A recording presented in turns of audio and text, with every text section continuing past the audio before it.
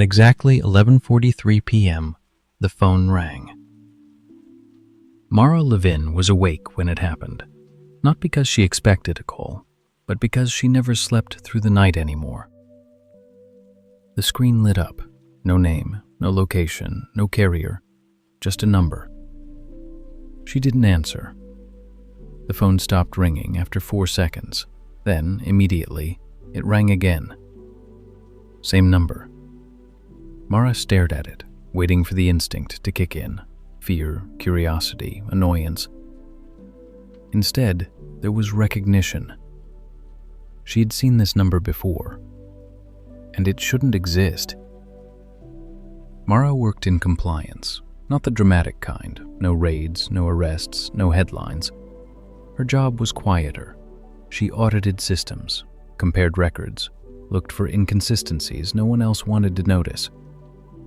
The number had appeared 3 weeks earlier during a routine scan. It wasn't attached to a name or an account or a region. It floated.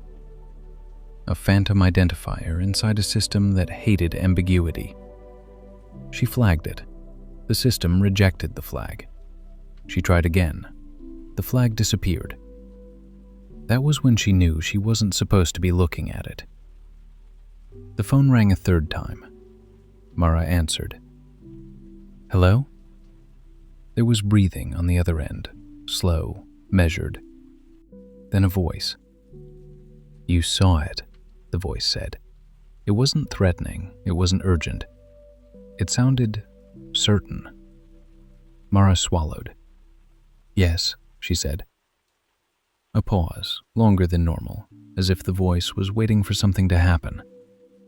Good, it said. That means the system still leaks. Mara didn't ask who it was. She didn't ask how they got her number. Those questions assumed rules still applied. Instead, she asked the only thing that mattered. What is it? The voice exhaled slowly. It's a remainder, it said. A rounding error. That doesn't make sense, Mara said. It does, the voice replied. Just not in public systems. Mara glanced at her laptop. The screen was still open.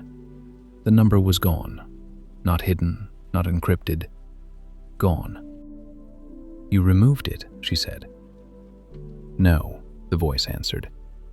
I made sure it stayed. Mara frowned. You just said it was a rounding error. Yes, the voice said. And sometimes errors are intentional. Mara's heart rate stayed low. That worried her. How did you get this number? She asked. Another pause.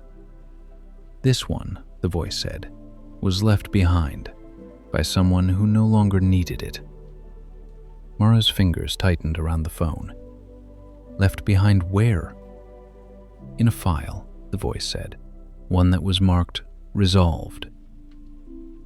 Mara closed her eyes. She had seen that word before, resolved.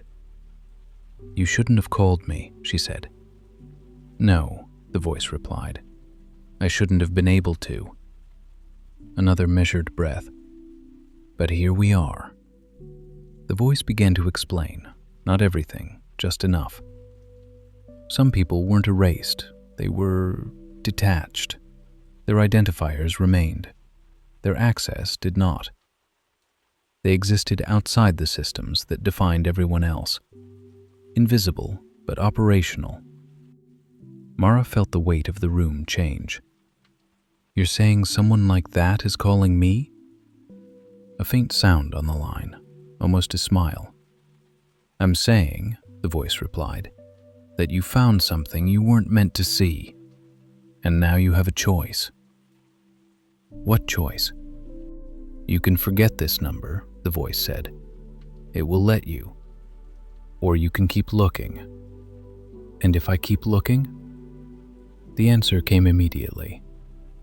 Then you won't be alone. The line went dead. Mara stared at the phone. No missed call, no call history, nothing to prove it happened. She returned to her laptop, ran the scan again. The number didn't appear, But something else did. A note buried deep in the log. One line. Row anomaly acknowledged. Mara leaned back in her chair. Somewhere outside the system that paid her salary and validated her identity, someone was watching the same errors she was. Not erased, not gone. Waiting. That night, Mara didn't sleep. Not because she was afraid, but because she understood something now. The system didn't forget people.